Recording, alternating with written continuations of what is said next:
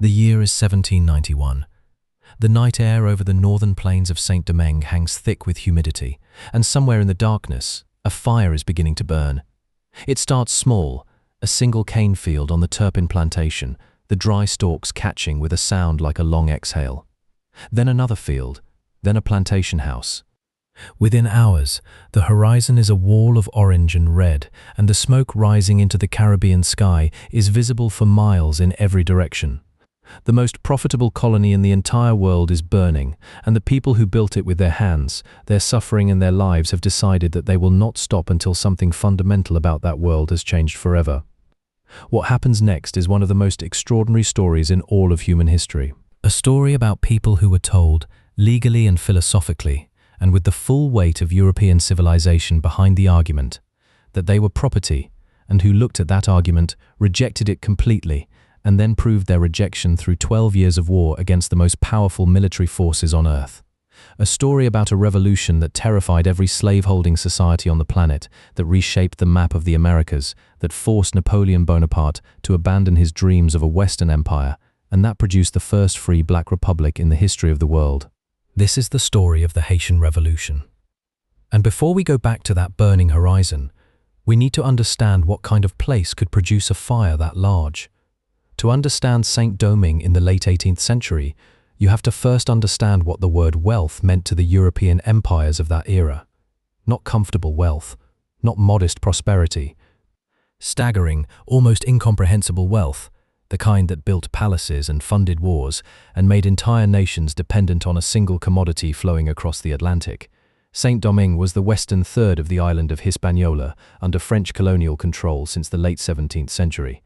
By 1789, on the eve of the French Revolution, this territory, roughly the size of the state of Maryland, was producing approximately 40% of Europe's sugar and more than half of its coffee. Let that number settle for a moment. One colony. One island. Nearly half of all the sugar consumed by an entire continent. French merchants, plantation owners, and the French crown itself had grown fabulously rich on the back of this production, and the port city of Cap Français, known simply as Le Cap, was considered one of the most glamorous cities in the entire Atlantic world, with theaters, ballrooms, and fine restaurants that rivaled anything in Paris. The machinery that produced this wealth was slavery, and it operated at a scale and intensity that contemporaries themselves sometimes struggled to describe. By 1789, there were approximately 500,000 enslaved people in Saint-Domingue. 500,000. Against roughly 30,000 white colonists and 40,000 free people of color, a mixed-race group known as the gens de couleur libres. The enslaved population outnumbered the white colonists by roughly 17 to 1. The conditions under which enslaved people lived and worked in Saint-Domingue were, by any measure, extreme even by the brutal standards of the Atlantic slave trade. The sugar harvest demanded almost continuous labor, cutting cane under the Caribbean sun, feeding it into the crushing mills, boiling the juice in enormous copper vats, all in conditions of intense heat and physical danger. Planters calculated, with a cold economic logic, that it was often cheaper to work enslaved people to death and replace them with new arrivals from Africa than to maintain them with adequate food, rest, and medical care. The death rate was so high that the colony required the constant importation of tens of thousands of enslaved Africans each year, simply to maintain its workforce. In the decade before the revolution, an estimated 40,000 people were imported annually from West and Central Africa. This meant something crucial for the revolution that was coming. The majority of enslaved people in Saint-Domingue in 1791 were not born in the colony. They were African-born, carrying with them the languages, spiritual practices, military traditions, and cultural memories of Dahomey, the Kingdom of Congo, the Yoruba states, and dozens of other African societies.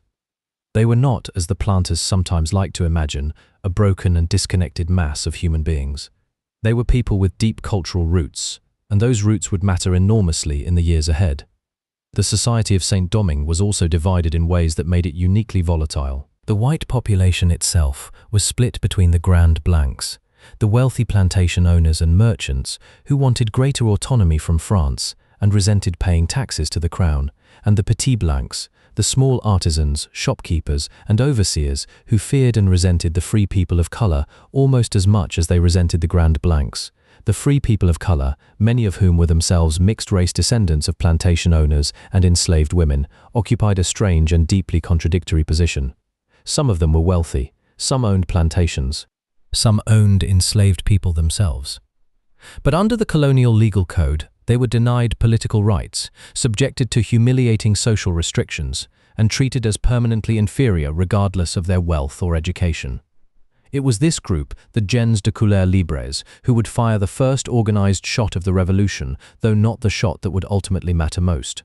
In August of 1789, news arrived in Saint-Domingue that would detonate the colony's existing tensions like a spark in a powder magazine. The French Revolution had begun.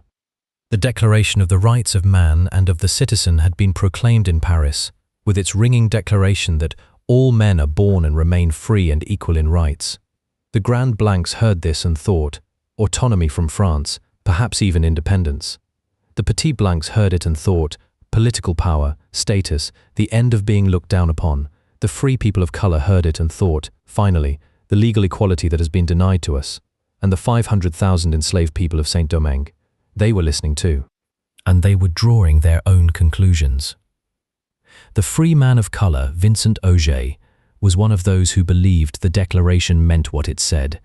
Educated in France, connected to abolitionist circles in Paris, Auger returned to Saint-Domingue in 1790 and led an armed uprising demanding political rights for free people of color.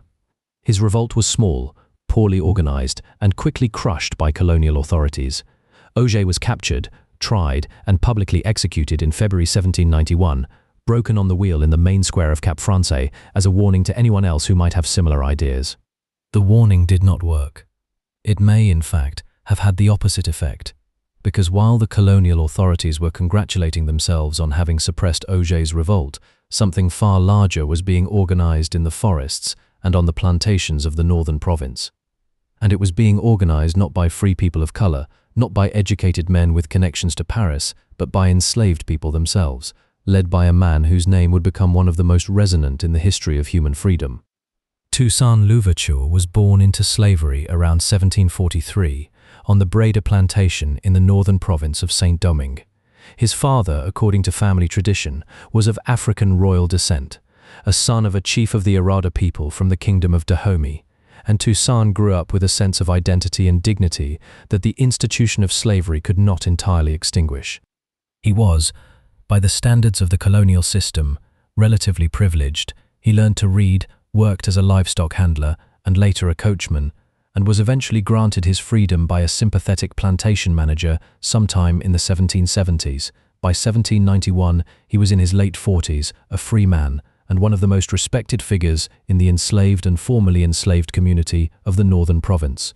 But Toussaint was not the man who organized the ceremony that launched the revolution. That distinction belongs to a figure who remains, even today, somewhat mysterious, a man named Dutty Boukman. Boukman was a Jamaican-born enslaved man who had been brought to Saint-Domingue and had risen to become a coachman and then a driver, a position of relative authority among the enslaved workforce. He was also, by all accounts, a Vodou Houngan, a spiritual leader, and it was in this capacity that he presided over one of the most consequential gatherings in the history of the Americas. On the night of August 14, 1791, 1 week before the fires began, Boukman led a ceremony at a place called Bois Cayman, a forest clearing in the northern mountains. The accounts of what happened that night vary, as accounts of such events often do, and we should be careful not to present any single version as definitive. What we know, or can say with reasonable confidence, is that a large gathering of enslaved leaders from across the northern province came together, that there was a ceremony drawing on Vodou spiritual practices, and that the participants made a collective commitment to rise in coordinated revolt. A date was set, plans were made, and the conspiracy, remarkably, held. 1 week later, on the night of August 26, 1791, the signal fires began. The speed and coordination of what followed stunned the colonial authorities. Within days, more than 100,000 enslaved people had joined the uprising across the northern province. Plantation after plantation was seized. The cane fields burned, not randomly, but deliberately, as a tactical choice that denied the planters their most valuable asset. The destruction was immense. Within weeks, the most profitable agricultural region in the entire colonial world had been effectively destroyed. The colonial response was brutal and disorganized in equal measure. The white population, already divided between Grand Blancs and Petit Blancs, could not agree on how to respond. Requests for help went to France, but France was in the middle of its own revolution and could spare neither troops nor attention. The free people of color, seeing an opportunity, negotiated their own political rights from the colonial assembly in exchange for helping to suppress the slave revolt, a deal that satisfied almost no one and that would soon collapse entirely. Dutty Boukman was killed in battle in November 1791, just 3 months after Bois Caiman. His head was displayed on a pole in Cap Français by colonial authorities who hoped the sight would demoralize the rebels. It did not. The revolt had already spread beyond any single leader's control, and it was in this moment of chaos, violence, and shifting alliances that Toussaint Louverture stepped forward. What made Toussaint extraordinary was not simply his military talent, though that was formidable. It was his political intelligence, a quality so rare and so precisely calibrated to the complexity of his situation that historians have been analyzing it for 2 centuries. Toussaint understood from the very beginning that the revolution in Saint-Domingue could not be won by military force alone. It had to be won politically, diplomatically, and through a careful manipulation of the rivalries between the European powers who were all, in different ways, trying to control or destroy it. In the early years of the revolt, Toussaint made a decision that shocked many of his contemporaries and has puzzled historians ever since. He crossed the border into Spanish Santo Domingo and offered his services to the Spanish crown. Spain and France were at war, and Spain was happy to use formerly enslaved fighters against the French colonial authorities. Under Spanish command, Toussaint trained his followers in European military tactics, built a disciplined fighting force, and began to develop the strategic thinking that would define his career. Then, in 1794, he switched sides again. The French National Convention, under pressure from the radical Jacobin faction and responding to the reality on the ground in Saint-Domingue, made a decision that was, by the standards of the time, almost unimaginable. They abolished slavery throughout all French territories. The decree passed on February 4, 1794, was the first such act by any major European power, and it transformed the political landscape of Saint-Domingue overnight. Toussaint, hearing the news, made his calculation. France had abolished slavery. Spain had not. Britain, which was also intervening in Saint-Domingue, most certainly had not. British planters in Jamaica were watching the revolution with undisguised horror, and the British government's goal was to seize the colony and restore the plantation system. Toussaint's commitment was not to any European power. It was to freedom, and France, in this moment, was the power that had declared itself on the side of freedom. He brought his forces, now several thousand strong, hardened by years of fighting, over to the French side, and the war in Saint-Domingue entered a new phase. The British intervention in Saint-Domingue is one of the most costly military disasters in British imperial history, and it is one that tends to get overlooked in standard accounts of the period. Between 1793 and 1798, Britain committed approximately 60,000 troops to the conquest of Saint-Domingue. Fewer than half of them ever left the island alive.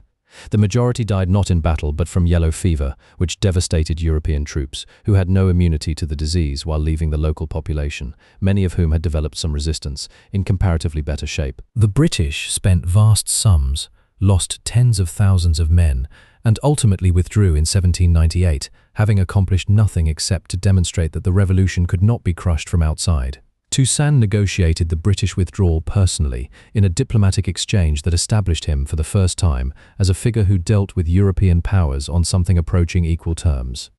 The British General Thomas Maitland signed a treaty with Toussaint that included trade agreements, mutual non-aggression clauses, and an implicit recognition of Toussaint's authority over Saint-Domingue. A formerly enslaved man was conducting foreign policy. The world was watching, and much of it was deeply unsettled. Through the mid and late 1790s, Toussaint consolidated his control over Saint-Domingue through a combination of military force, political maneuvering, and a governing philosophy that was, in some ways, deeply pragmatic and, in other ways, genuinely visionary. He understood that the colony's survival depended on its economic productivity, and that the plantation system, even without slavery, was the only economic model that could generate the revenue needed to defend the revolution. He therefore instituted a system of forced labor on the plantations, under which formerly enslaved workers were required to remain on the estates and work in exchange for wages and a share of the crop. This system was deeply unpopular with the people it affected, who had fought for freedom and found themselves bound to the land by different but still coercive means. It is one of the most contested aspects of Toussaint's legacy, and it is important to acknowledge it honestly. The man who became the symbol of black freedom also imposed a labor regime that many of his own people experienced as a continuation of their oppression in a different form. At the same time, Toussaint was building institutions. He established schools, repaired roads and ports, encouraged trade with the United States and Britain, and worked to create a functioning state out of the ruins of the colonial system. In 1801, he promulgated a constitution for Saint-Domingue, a remarkable document that declared the colony autonomous within the French Empire, abolished slavery permanently and irrevocably, and named Toussaint governor for life with powers that were, in practice, those of a head of state. The constitution was not submitted to France for approval, it was simply declared. In Paris, a man named Napoleon Bonaparte read the constitution and felt something that he rarely allowed himself to feel: alarm. Napoleon had come to power in France through the coup of 1799, and by 1801 he was the dominant figure in European politics. He had recently negotiated the Peace of Amiens with Britain, which gave him a brief window of relative peace, and he had grand ambitions for French power in the Americas. Louisiana had been retroceded to France by Spain in 1800, and Napoleon envisioned a vast French empire in the Western Hemisphere, with Saint-Domingue as its economic engine. The sugar and coffee of the colony would fund his ambitions, the plantation system would be restored. And the revolution, the terrifying, destabilizing, contagious revolution, would be ended. To accomplish this, Napoleon assembled the largest military expedition ever sent to the Americas, approximately 40,000 troops under the command of his brother-in-law, General Charles Leclerc. The fleet sailed in December 1801 and arrived in Saint-Domingue in January 1802. What followed was one of the most dramatic and tragic episodes of the entire revolutionary period. Leclerc's expedition initially made rapid progress. Toussaint's forces were outnumbered and outgunned, and several of his key generals, including the brilliant Jean-Jacques Dessalines and Henri Christophe, initially negotiated with the French rather than fight. Toussaint himself was eventually lured into negotiations, captured through what can only be described as treachery. He was invited to a meeting under a flag of truce and then arrested and deported to France, where he was imprisoned in the fortress of Fort Dejoux in the Jura Mountains. The conditions in the fort were deliberately harsh. Toussaint was placed in a cold, damp cell, denied adequate food and medical care, and subjected to interrogations that were designed to humiliate and break him. He was asked to justify his actions, to explain his constitution, to account for himself to the man who had ordered his arrest. His responses, preserved in the documents he wrote during his imprisonment, are among the most dignified and defiant texts produced by any figure of the revolutionary era. "In overthrowing me," Toussaint reportedly said, "you have done no more than cut down the trunk of the tree of black liberty in Saint-Domingue. It will spring back from the roots, for they are numerous and deep." He died in his cell on April 7, 1803. He was approximately 60 years old. He never saw the outcome of the revolution. He had done more than any other single person to make possible. But he was right about the roots. Even as Leclerc's army was winning its initial military victories in early 1802, the situation was beginning to unravel in ways that Napoleon had not anticipated. The first and most decisive factor was, again, yellow fever. The disease swept through the French forces with devastating efficiency, killing thousands of soldiers in the first months of the campaign. Leclerc himself contracted yellow fever and died in November 1802. By the end of that year, the French army in Saint-Domingue had lost the majority of its fighting strength, not to the rebels but to disease. The second factor was a political miscalculation of historic proportions. In May 1802, Napoleon restored slavery in the French colonies of Guadeloupe and Martinique. The news reached Saint-Domingue quickly, and its effect was electric. Toussaint's generals, Dessalines, Christophe, Alexandre Pétion, and others who had been negotiating with the French now understood what the expedition was actually about. This was not a mission to preserve French sovereignty while respecting the abolition of slavery. This was a mission to restore the plantation system, to re-enslave the people of Saint-Domingue, to undo everything the revolution had accomplished. They stopped negotiating. They started fighting. Jean-Jacques Dessalines now emerged as the dominant military figure of the revolution's final phase, and he was a very different kind of leader from Toussaint. Where Toussaint was subtle, diplomatic, and strategically patient, Dessalines was fierce, direct, and driven by a fury that was entirely understandable given his personal history. He had been enslaved. He had the scars on his back to prove it. He had no interest in accommodation with the French and no patience for the kind of political balancing act that had defined Toussaint's approach. His goal was simple and absolute: independence. The War of 1802 and 1803 was brutal on all sides, and we should not romanticize it. Atrocities were committed. The French forces, under Leclerc, and then his successor Donatien Rochambeau, employed methods of extreme violence against the civilian population in an attempt to terrorize the resistance into submission. The revolutionaries responded in kind. This was a war being fought over the most fundamental question imaginable: freedom or slavery, independence or re-enslavement, and the stakes produced a corresponding intensity of violence that is important to acknowledge without dwelling on for its own sake. What matters, for the arc of this story, is what happened on November 18, 1803, at a place called Vertières, near Cap Français. The Battle of Vertières was the final major engagement of the Haitian Revolution, and it was, by any military standard, a remarkable achievement. Dessalines' forces, poorly equipped, often fighting with weapons captured from the French, faced a French army entrenched in fortified positions. The battle lasted most of the day, with wave after wave of revolutionary fighters advancing under heavy fire. The French held their positions through the morning and into the afternoon. Then, as the sun began to drop toward the western mountains, the French lines broke. The French commander, Rochambeau, surrendered the following day. He negotiated a withdrawal that allowed his remaining forces, a fraction of the 40,000 who had arrived 2 years earlier, to leave the island. The French were gone. And Saint-Domingue, for the first time in its history, belonged entirely to the people who lived there. On January 1, 1804, at the city of Gonaïves, Jean-Jacques Dessalines stood before the assembled leaders of the revolution and declared independence. He had the French tricolour flag brought forward, and he tore the white stripe from its centre, a deliberate symbolic act, removing the colour that represented the white colonizers, and declared that the blue and red that remained would be the flag of the new nation. He gave the nation a new name, drawn from the language of the Taino people who had inhabited the island before European colonization: Haiti, the land of mountains. The declaration that Dessalines read on that New Year's Day was not a gentle document. It was written in the full knowledge of what had been done to the people of Saint-Domingue, and it expressed, with controlled but unmistakable fury, the determination that it would never happen again. "We have dared to be free," the declaration stated.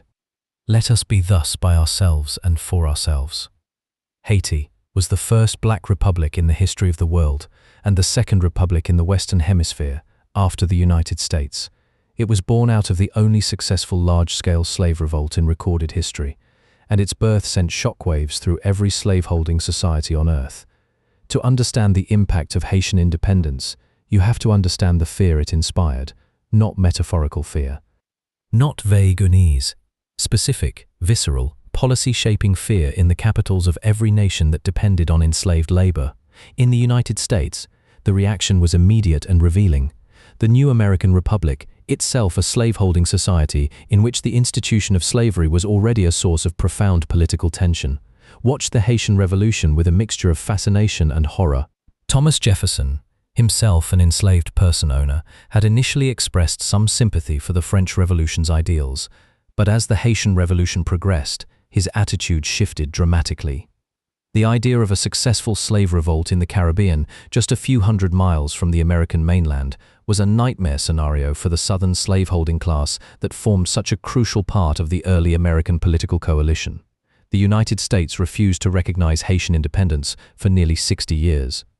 Haiti was diplomatically isolated, excluded from trade agreements, and subjected to a sustained campaign of economic and political pressure designed, in part, to ensure that its example did not inspire enslaved people in the American South. American newspapers that covered the revolution often did so in terms designed to emphasize its violence and chaos rather than its ideals. The message, delivered through every available channel, was, "This is what happens when the natural order is overturned." But the natural order had already been overturned, and no amount of diplomatic isolation could put it back. In Cuba, Brazil, and the other major slaveholding colonies of the Caribbean and Latin America, planters and colonial authorities responded to Haitian independence by tightening their control over enslaved populations with renewed intensity. The Haitian Revolution did not immediately inspire successful revolts elsewhere. The conditions that had made it possible in Saint-Domingue were, in some ways, unique, but it remained a constant presence in the imagination of enslaved people across the Americas. In the decades that followed, when enslaved people in the American South, in Cuba, in Brazil, and elsewhere organized resistance, they often invoked Haiti as proof that freedom was possible, that the system could be broken, that the powerful were not invincible. The revolution also had a direct and immediate impact on the shape of North America in ways that are not always appreciated. When Napoleon's Caribbean ambitions collapsed in Saint-Domingue, he abandoned his plans for a French empire in the Americas. Louisiana, which he had intended as the agricultural heartland of that empire, suddenly had no purpose. In 1803, he sold it to the United States for $15 million, the Louisiana Purchase, which doubled the size of the young republic and set it on the path to continental dominance. The Haitian Revolution did not cause the Louisiana Purchase in any simple sense, but without the destruction of Napoleon's Caribbean plans, the purchase almost certainly would not have happened when it did, or at the price it did, or perhaps at all. This is one of those moments in history where the connections between events across geography and time reveal themselves with unusual clarity. The suffering and resistance of enslaved people in Saint-Domingue directly shaped the territorial expansion of the United States. The two histories are not separate, they are part of the same story. For Haiti itself, independence was only the beginning of a different kind of struggle. And here the story becomes more complicated, more painful, and in some ways more important to understand. Dessalines, the man who had led the final military campaign and declared independence, became the first ruler of the new state.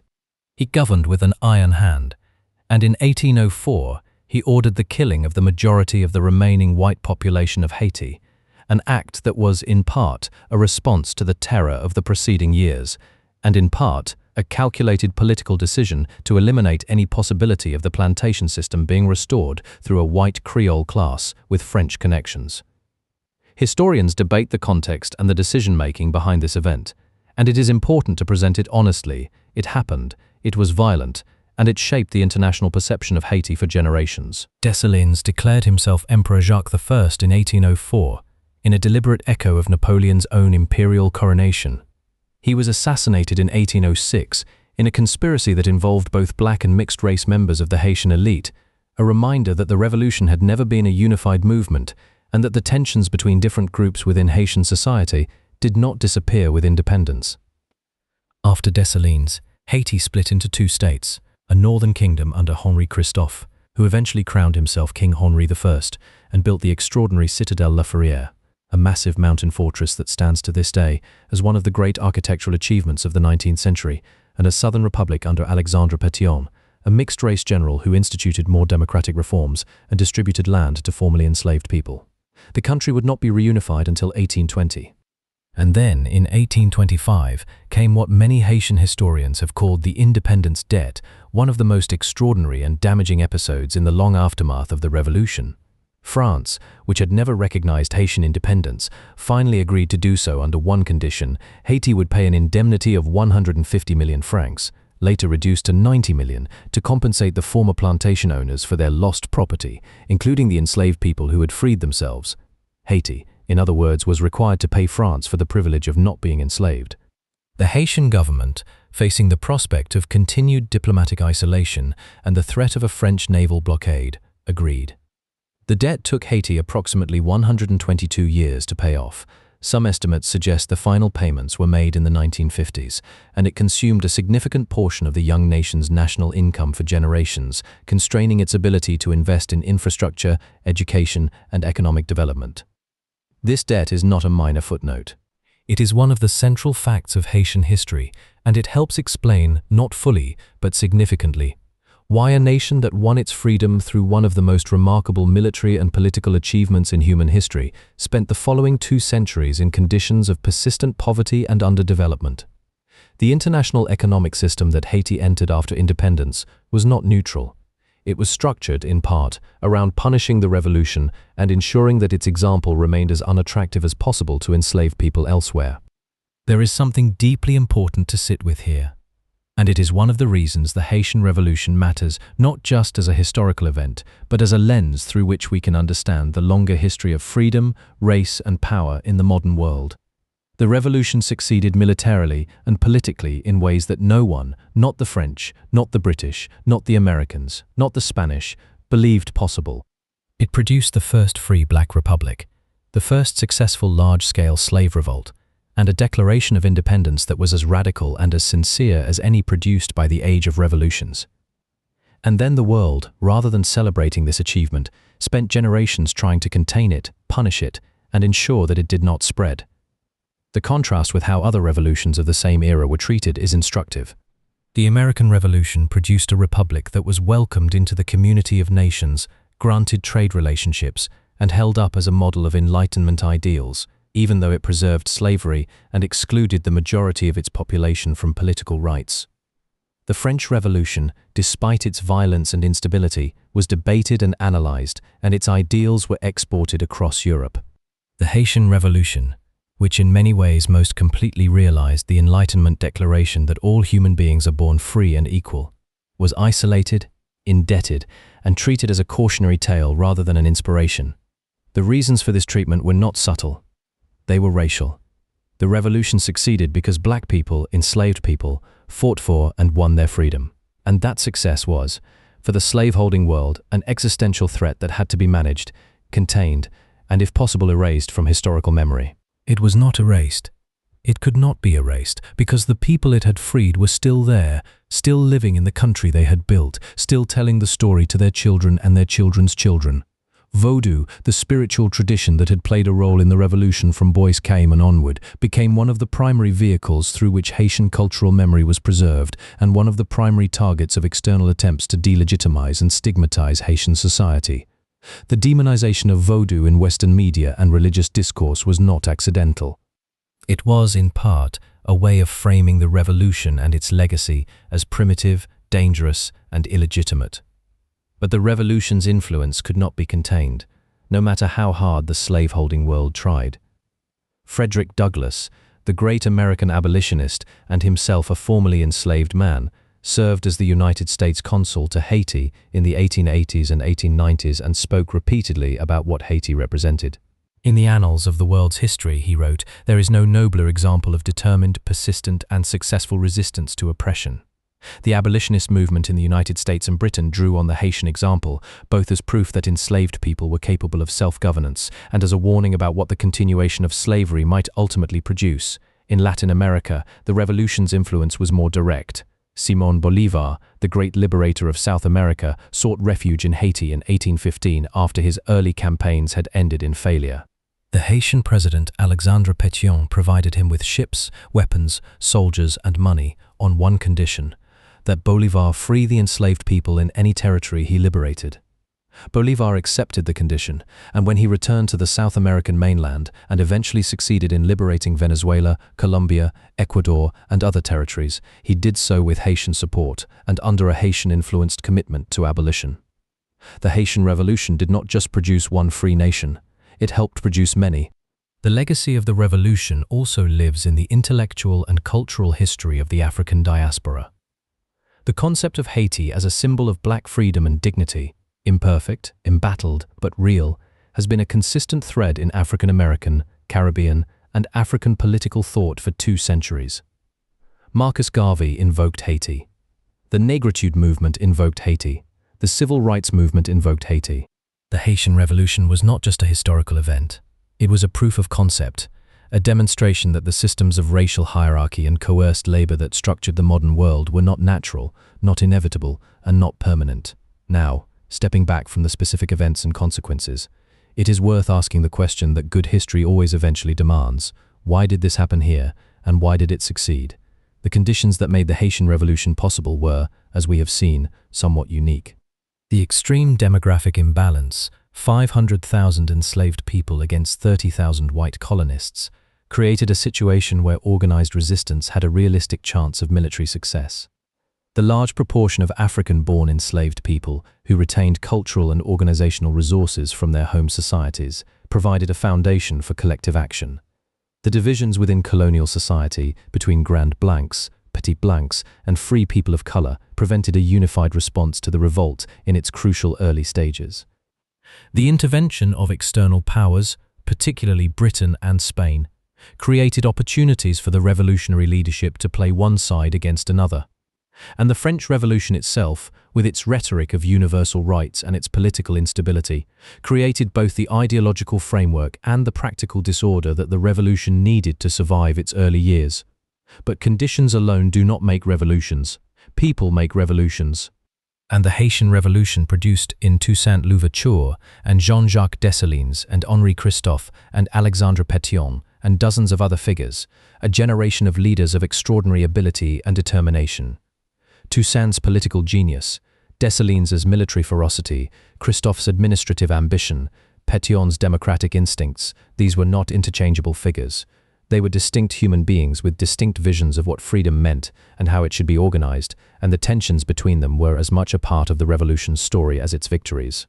It is also worth noting what the revolution was not. It was not a simple story of good versus evil, of perfect heroes versus absolute villains. Toussaint's forced labor system, Dessalines' violence against civilians, the internal divisions that split the country after independence, the participation of some free people of color in the slave system before the revolution, these complications are part of the history, and acknowledging them does not diminish the revolution's achievement. It makes that achievement more real, more human, and ultimately more meaningful. What the revolution was, at its core, was a 12-year argument made with bodies and blood and extraordinary political intelligence for the proposition that the Enlightenment ideals of liberty, equality, and human dignity were not the exclusive property of European men of property. They belonged to everyone, including, especially, the people who had been most systematically denied them. The argument was made. The argument was won. The first free black republic was established, and the world has been dealing with the implications ever since. There is a final image I want to leave you with, because I think it captures something essential about this story. In the mountains above Cap Haitien, the city that was once called Cap Français, the gleaming jewel of the French colonial empire, there stands a fortress called the Citadelle La Ferrière. It was built by Henri Christophe between 1805 and 1820, using the labor of thousands of Haitian workers, many of whom died in its construction. It sits on a mountain peak at nearly 1,000 meters above sea level, and it is, by any measure, one of the most extraordinary buildings in the Western Hemisphere. Its walls are up to 4 meters thick. It could house 5,000 soldiers and enough supplies to last an entire year. Its cannons, many of them captured from the French, British, and Spanish forces that had tried and failed to destroy the revolution, point outward in every direction, toward the sea, toward the horizon, toward any power that might think to come and undo what had been done. It was built because Christophe, like every Haitian leader of his generation, understood that the revolution's enemies had not given up, that the slaveholding world would keep trying to restore what had been destroyed. That freedom, once won, had to be defended not just militarily, but architecturally, symbolically, in stone and iron, and the sheer audacity of building something that said, "We are here, we are free, and we are not going anywhere." The citadel still stands, Haiti still exists, and the story of how a group of enslaved people in a small Caribbean colony took on the most powerful military forces of their age and won, and in doing so changed the course of history in ways that are still unfolding, is one of the most important stories of the modern world. It is a story about what human beings are capable of when they decide that the injustice they are living under is no longer acceptable. It is a story about the relationship between ideals and power, between the words that revolutions speak and the reality they create. It is a story about the long, uneven, costly, and unfinished work of building a more just world. And it is a story that deserves to be told and retold and understood as fully as possible, not as a curiosity from the past, but as a living part of the history that made the present world. If this story moved you, challenged you, or made you think differently about the age of revolutions and what freedom actually cost, that is exactly what history should do. Leave a comment below and tell me, what surprised you most about the Haitian Revolution? Was it the scale of the resistance, the political genius of Toussaint, the role of Haiti in the Louisiana Purchase, or something else entirely? I read every comment, and the best ones genuinely shape the direction of future videos. If you are new here, and this is the kind of history you want more of, stories told with full human complexity, without simplification, without myth-making, but with the drama and the stakes that these events actually had, then subscribing is the best way to make sure you do not miss what comes next. We are building something here. A channel where history is treated as the most important subject in the world, because it is. And if you want to keep going right now, the next video takes us to another revolution of the same era that reshaped the world in equally dramatic ways. The connections between these upheavals, the way they fed each other and contradicted each other and ultimately produced the world we live in, are the thread running through everything we do here. The link is on your screen. The story continues. The revolution's echoes did not fade quietly into the background of Caribbean history. They reverberated outward, decade after decade, in ways that are sometimes visible and sometimes hidden beneath the surface of events that seem, at first glance, to have nothing to do with a small island nation in the Western Caribbean. Consider the abolitionist movement in the United States and Britain in the decades following 1804. The argument against slavery had existed for generations before the Haitian Revolution. Quaker abolitionists in Pennsylvania, the Somerset case in Britain, the writings of philosophers and theologians who found the institution incompatible with their moral frameworks. But the Haitian Revolution changed the nature of that argument in a fundamental way. Before Haiti, the case against slavery was largely a moral and philosophical one, made by people who were not themselves enslaved, on behalf of people whose capacity for self-determination was often implicitly questioned even by those who defended them. After Haiti, there was a concrete historical example, imperfect, contested, but real, of enslaved people organizing their own liberation, governing themselves, defeating European armies, and building institutions. The argument was no longer purely abstract. This is not a minor distinction.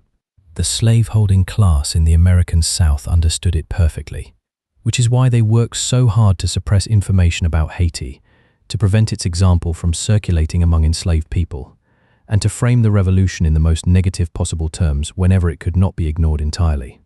South Carolina and other southern states passed laws making it illegal to bring free black sailors from Haiti into their ports, fearing that the sailors might carry news of the revolution with them. The state of Virginia tightened its slave codes in the years following Haitian independence, explicitly citing the fear of a similar uprising. The revolution was not discussed openly in polite Southern society, but it was never far from the surface of Southern anxiety. And that anxiety was not irrational from the perspective of those who held it, because the revolution's example did inspire resistance. Gabriel Prosser's planned revolt in Virginia in 1800 occurred in the immediate aftermath of the revolution's most dramatic phase, when Toussaint was at the height of his power and news of events in Saint-Domingue was circulating through the Atlantic world. Denmark Vesey, who organized a conspiracy in Charleston, South Carolina in 1822, had lived in Saint-Domingue as a young man and was deeply familiar with its history. Nat Turner's rebellion in Virginia in 1831, though Turner himself drew primarily on religious conviction, occurred in a context where the Haitian example was part of the living memory of the enslaved community. The revolution did not cause these uprisings in any direct sense, but it was part of the atmosphere in which they became imaginable.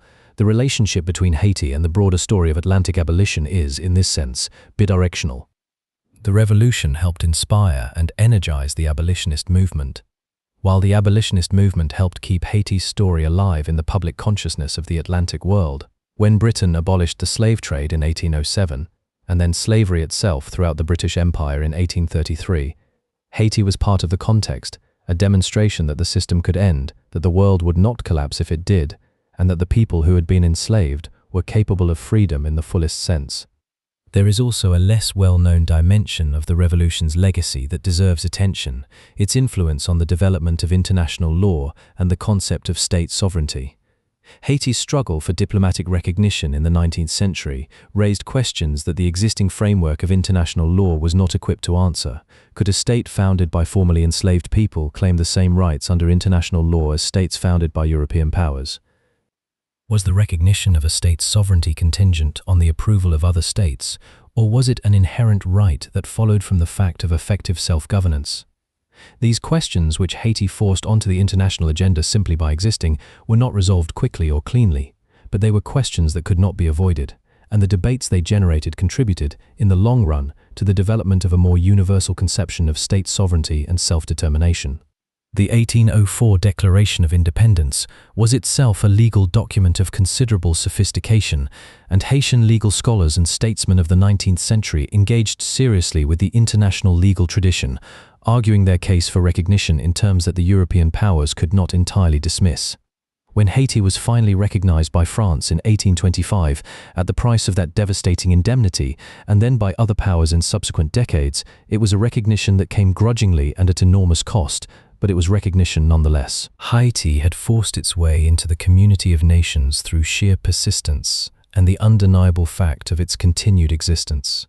The cultural legacy of the revolution is equally profound and equally underappreciated. Haitian literature, art and music have been shaped from the very beginning by the revolution's memory. The revolution is present in the work of the great Haitian novelist Jacques Roumain, in the paintings of the Saint Soleil school, in the rhythms of Haitian compas and the ceremonies of Vodou. It is present in the names of streets and cities, Dessalines, Toussaint, Christophe, and in the national symbols that Dessalines established on that New Year's Day in 1804. The revolution is not a distant historical event for Haitians.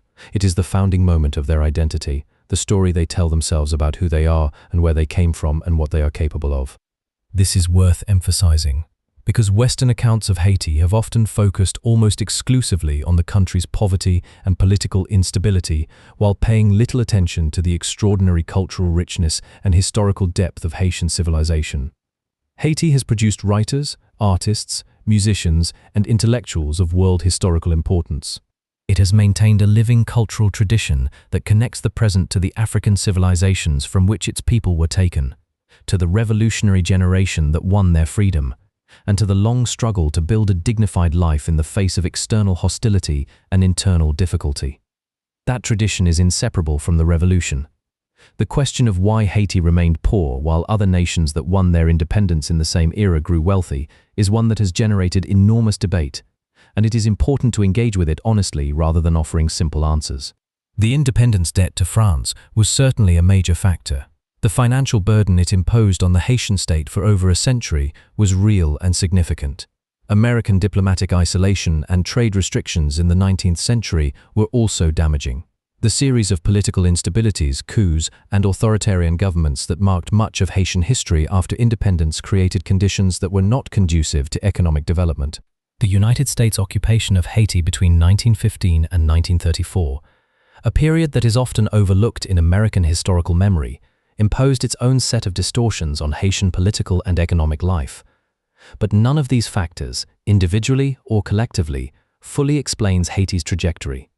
And it is important to resist the temptation to reduce that trajectory to a simple narrative of inevitable failure, because that narrative is itself a kind of distortion, one that echoes the old colonial argument that the revolution was a mistake, that the people of Saint-Domingue were not ready for freedom, that their independence was inherently doomed. That argument is wrong, and it is important to say so clearly. What the history of Haiti after independence actually shows is something more complicated and more instructive. A nation that was born in extraordinary circumstances, that faced sustained external hostility from the most powerful states in the world, that was burdened with unjust financial obligations, and that nonetheless survived, maintained its independence, preserved its culture, and continued to produce people of remarkable talent and achievement. The story of Haiti is not a story of failure. It is a story of survival under conditions that were specifically designed to make survival difficult. There is one more dimension of the revolution's legacy that I want to address before we reach the end of this story, and it is perhaps the most philosophically significant. The Haitian Revolution was not just a political event. It was an argument about what it means to be human. The Atlantic slave trade and the plantation system were built on a philosophical foundation, a set of arguments, developed over centuries, that justified the enslavement of African people by denying their full humanity. These arguments took different forms in different contexts. Religious arguments about the children of Ham, pseudo-scientific arguments about racial hierarchy, economic arguments about the natural fitness of different peoples for different kinds of labor. But they all pointed in the same direction. The people being enslaved were not, in the fullest sense, people.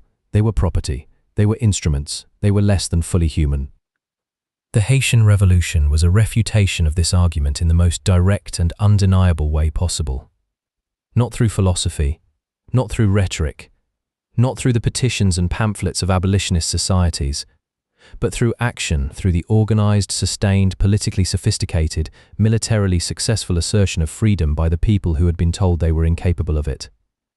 When Toussaint Louverture negotiated with British generals and wrote constitutions and managed the diplomacy of a revolutionary state, he was not just governing a colony. He was demonstrating, in the most concrete possible terms, that the philosophical foundation of the slave system was a lie. When Dessalines tore the white from the French flag and declared Haiti independent, he was not just making a political statement.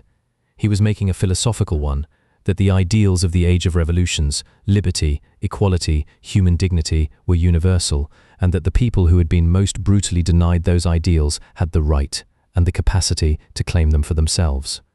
This is why the revolution mattered then and why it matters now. Not because it solved all the problems it confronted. It did not. Not because it produced a perfect society. It did not. But because it demonstrated at a moment when the argument was still being made that some human beings were less than human, that the argument was false. And that demonstration changed what was possible to imagine, and therefore what was possible to achieve, in the long and unfinished work of building a world in which human dignity is genuinely universal. The fires that burned on the night of August 22, 1791, in the cane fields of Saint-Domingue were not just fires. They were the beginning of a proof that took 12 years of war to complete, that cost hundreds of thousands of lives, that produced a nation that the world tried for generations to ignore or diminish. But the proof stands. It has always stood. And the people who made it, who gave everything they had to make it, deserve to be remembered with the full complexity and the full magnitude of what they accomplished. Haiti exists. The revolution happened. The world was changed. And that is a story worth knowing. If you have made it to the end of this video, I want to genuinely thank you. Not with a formula, but because this is one of the stories I feel most strongly that people need to hear in full. The Haitian Revolution is one of the most consequential and most underappreciated events in modern history. And if this video helped bring it alive for you, that is exactly what this channel is here to do. Tell me in the comments, before watching this, how much did you know about the Haitian Revolution? Was it taught in your school, your country, your curriculum? Or did it exist only in the margins of what you learned about the age of revolutions? I ask because the answer to that question is itself a kind of historical evidence, and I find the responses genuinely illuminating every time I ask it. If you want to go deeper, there are books I would recommend in the description below. CLR. James's The Black Jacobins remains, after nearly 90 years, one of the greatest works of historical writing ever produced, and it will change the way you think about this revolution and about history itself.